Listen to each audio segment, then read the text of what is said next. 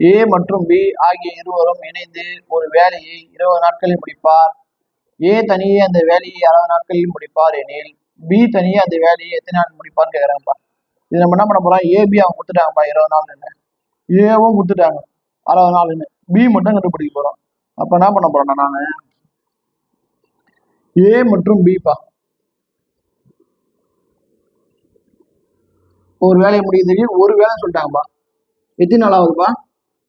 20 நாள்ப்பா. இது வேலை, இது நாள்.